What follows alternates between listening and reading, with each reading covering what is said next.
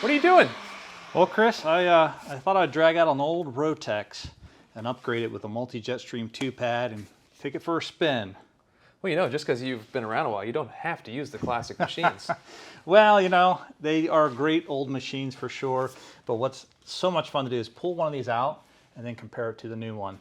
Hi, my name is Rick Bush. I'm the product marketing manager here at Festool USA. I'm Chris Devlin, product manager at Festool. And yeah, today we're going to visit the Rotex family of sanders. We'll concentrate mostly on the 6-inch version, which I have held here. This is the old, what we call RO150E. And yes, it can still be upgraded and updated and still runs like a champ. This one has a date of 2004 on it. So this is 2022, still running great. But I have to say, when we came with the new Rotex, it came with a litany of improvements, and we're going to walk you through all of those today. So today we're going to cover all three of the Rotex sanders. So we have the RO150, the RO125, and the RO90. And we also want to go through the various types of abrasives and the different attachments, pads, and applications you can cover with these machines. So some of you may be wondering, if you have a Rotex or have heard about the Rotex, what is Rotex and why should I care about Rotex? What Rotex is, it's a name that we have internally at Festool, but essentially what it means is it's a very aggressive sanding mode. It's gear driven, and why would you want to use this? Well, speed is one reason. It's much faster. It's also very versatile, what you can do with it, from polishing to aggressive removal of materials. It's also a very powerful mode. And yeah, those are some of the basics of why you would want to use Rotex. And Rick, you want to talk a little bit about how does the Rotex motion work? Sure. So we take about a look at these. Again, we have a 6-inch, we call the RO150. We have a 5-inch, we call the RO125. And we have about a 3.5-inch, we call the RO90.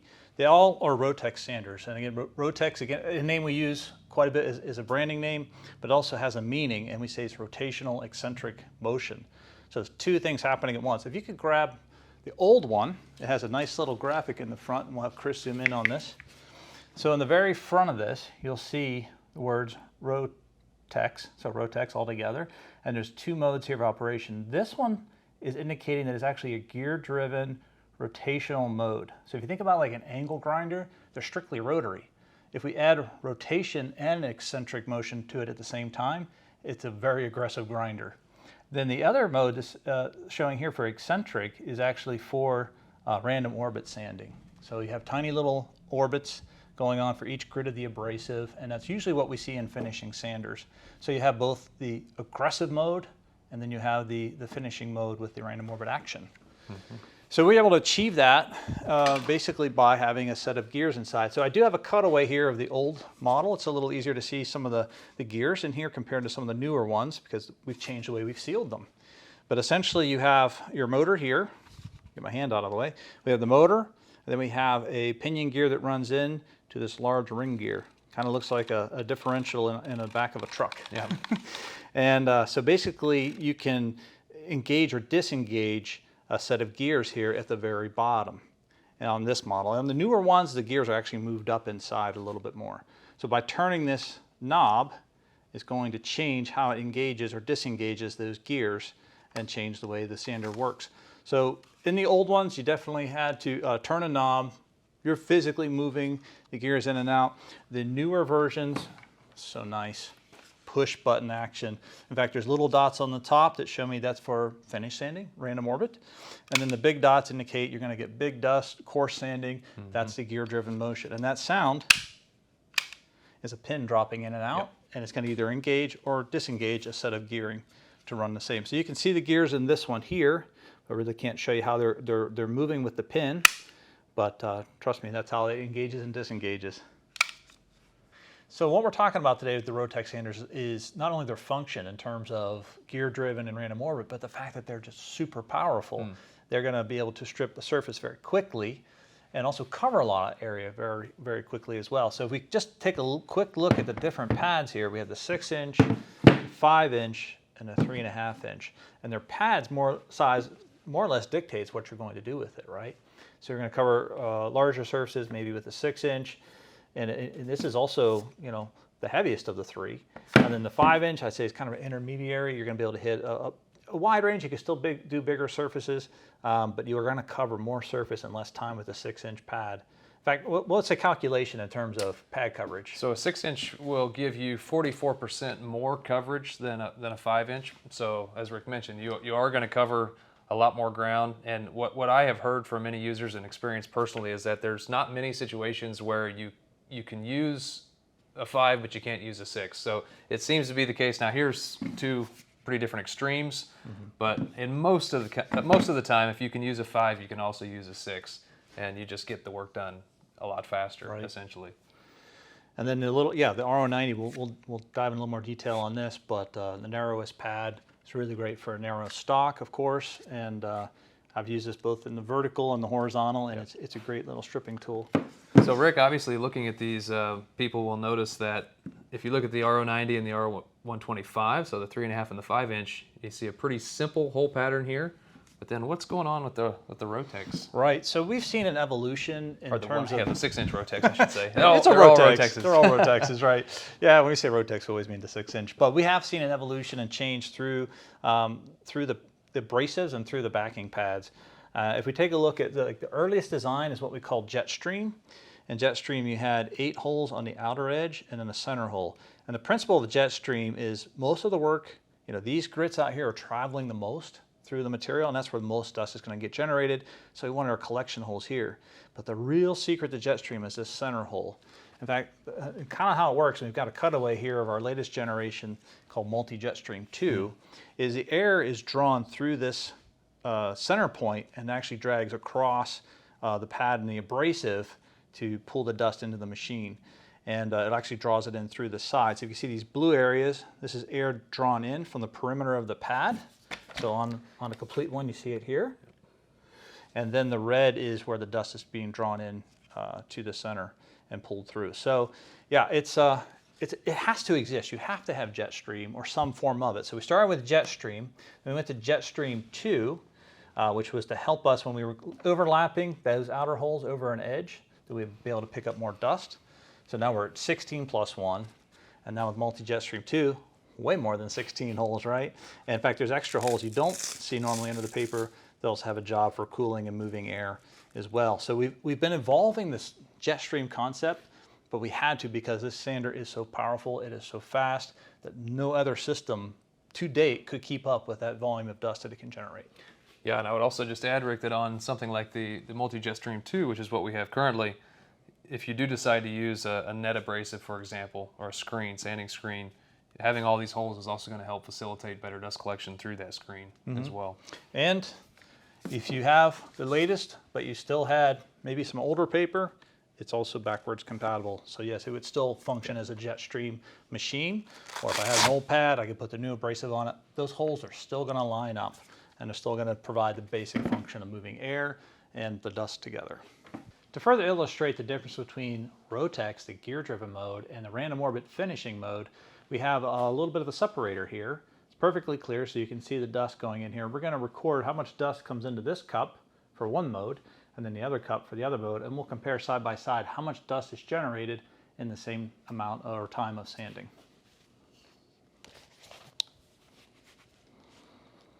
So first, I'll start with the gear-driven mode.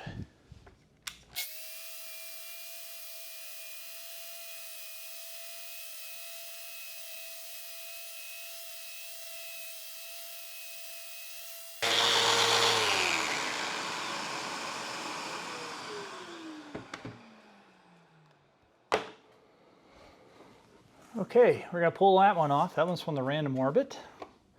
And we'll dump that out on this dark surface. You can see that's the amount of dust we have from random orbit sanding. And now I'll dump out the one from the gear-driven Rotex sanding next to it so we can get a comparison side by side. So you can see more than twice the amount of dust generated in the same amount of time. That means that was more material removed in the same amount of time, which means a faster sanding process, getting us from start to finish. So now what we want to do is we want to show you guys a side-by-side comparison. Rick is going to run his machine in the random orbit mode, and I'm going to run my machine in the Rotex mode. And so what we'll do is we'll run until the pencil lines are gone, and you can get kind of a real-time example of how much quicker the Rotex mode is than the random orbit.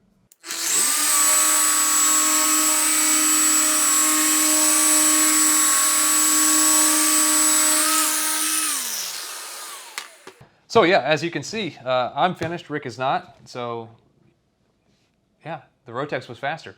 I made about 2 passes here, and Rick is just getting started. But as we were just talking, on both cases, the abrasive is completely clean. Yeah, there's no dust No anywhere dust on anywhere. the abrasive disc, and surface even around the material is clean. So it's quick, easy, fast sanding, and it's practically dust-free. Yep. So far, we've shown you the difference between Rotex mode and random orbit mode, and just how much faster you can sand with a Rotex sander. But these are a lot more involved than just an abrasive put on a machine and sanding. There's actually quite a range of abrasives we have for the machines. One example here we call Saphir is this one. If you can get in close on this one, Chris, it's a 36 grit. It's a cloth-backed abrasive. It's very, very tough, very good for working on surfaces where you're going to generate a lot of heat, maybe like a pre-finished flooring or a metal surface. One of my favorites, it's been around for a little while, and I get this older version of it here we call Rubin 2. Rubin 2 is your general woodworking abrasive. It's very good at shedding wood fibers, and again, it gives us a great dust extraction result. What you'll normally see us using and talking quite a bit about is what we call Granat. And with Granat, there is a couple of different versions of it here, and it has quite a wide range. Another version we call Granat Net. So this is also a high performance abrasive, but in the net structure. This is a 400 grit, and you notice there's not a hole pattern punched into it like a standard paper, but rather this is an abrasive mesh. And to use that, we put a interface pad between the sanding pad of the machine and the abrasive, and that's how you work with the net abrasives. And that's going to protect the hook and loop on your sanding pad. Exactly. We also have some on the higher range from 400 to 4,000 grit. This one we call Platin or Platine, depending how you want to pronounce it. And this one's a 2,000 grit. Again, it doesn't have a hole pattern punch in it because it's so fine the dust passes straight through it. This is really great for finishing off a finish. But with all these different abrasive types, we also have different backing pads. So the backing pad on the Rotex, it's great because you can remove it without any tools. I'm just going to hold in that stop right there. I can twist it straight off. And while I've got that off, I'm just going to take a little peek inside. This is your sanding pad brake. So that keeps the pad from spinning out of control. So when you go to mate or remove from the material, it doesn't chew it up. We can also see behind here the counterbalance. And then beyond that, in this area, you can see this is all sealed inside. So with the old one that I started out the video with, there was only a rubber seal there that would fatigue, and over time you had to replace it. It actually came with an extra one when you bought it. But today it is a completely sealed unit, so that protects the gears and everything inside, makes it more robust, more durable, and longer lasting. So yeah, that pad that's on there has a black background, and I know by looking at this what we call our soft pad. It's what we call also a high temperature pad, or HT is the abbreviation you'll see on it. This one's very good at resisting high temperature from the aggressive sanding action of the machine, and uses smaller multi-directional hooks that have a tenacious, I'd say a very tenacious grip on the paper. In fact, we have to have a little bit of a braking ring on the outside here to make it easier to pull the abrasive back off. The other types of pads that are available for it are like this guy here with the blue background. This is a different mating surface, but this one is a hard pad. Hard pads are generally used when I'm sanding like near an edge. I don't want to keep a crisp line. I don't want the pad to be soft and roll it over. And then we also have one that has a light gray background. This is from a 5-inch machine. The light gray is a super soft. This one's very easy to squeeze and press in, and that means that the pad is going to float on the surface. You don't get the Great for sanding finishes as well. Yeah, you don't dig into the surface as much, exactly. Right? So we have the soft, the super soft, and the hard. There's also a polishing pad. This is the example from the RO90. I know it's a polishing pad because it's green. It's a little clue for me, but also it doesn't have dust extraction holes in it whatsoever. This is to use with different types of felts, sponges, and other polishing media. So yes, you can sand with these machines. You do the coarse sanding, which again is the big dots here. The fine sanding is the smaller dots, but when I want to be a polisher, I turn it back to the big dots, change out the backing pad, and then I can use it as a polishing machine. A couple of things in terms of these accessories on the table that they have in common are also what's called another type of interface pad. So this is the pad on the machine. It has a little bit of give, the soft pad, but the interface pad has a lot more give to it and lets the sander not only float, so the abrasive grits are floating on the surface, not digging in as much, but also if I'm working with anything with a slight contour around a round edge, that'll keep it from creating a fine line. So if you have like a round over, you're trying to sand it out with a flat pad, you end up leaving these little flat lines. This will soften that up and absorb the pressure of the sander and give you a nice smooth result. So that's our thicker interface pad. There's also available as a set of two, a smaller interface pad, or I shouldn't say smaller, it's thinner interface pad that also has quite a bit of give, but not nearly as much give as we see in the thicker version. I would just add on this one, Rick, these little thin ones, these are also great for sanding any kind of finishes, and especially if you don't want to burn through the finish real quickly. So really good for that. Lastly, we have a couple of other accessory items here. I lost my pad. Keep putting things down. Put this guy back on real quick. And the next thing I want to show you is called the protector. So another piece that works along with the sander is called a protector. There is a protector available for each one of these machines. It's something that's going to clip onto the front of the sander. Don't need any tools to do it. But you can take a look and see where my finger is, that this part keeps the pad from making contact with an adjacent surface. So if I'm sanding up against something, I'll take this pad, for example, if this was a wall, I could sand up against that and not have that pad make contact against there. So sometimes if you see a sander being used and doesn't have any protection, you'll see a little line where that pad cut in. This protector keeps that pad away from that surface, so it protects the surface. Also protects the pad so it doesn't get chewed up by butting into something it shouldn't. So that's available on the 6, the 5, and the 3.5 inch machines. And then again, we talked about being able to polish with them. So we have this piece that attaches on as well for polishing. This allows me to change the way I'm handling the sander. I'm actually able to, if I think about polishing the side of a vehicle, or maybe over a large surface like a hood or a roof of a car, then I have just a nice way to work with it ergonomically. So that is exclusive to the 6-inch machine. We do not do this for the 5 and the 3.5, but again, bigger sander is going to cover more surface in less time, so I'm going to use the bigger machine for a large surface like a car. That's right. All three machines are capable of polishing, but let's dig a little bit deeper into the RO90.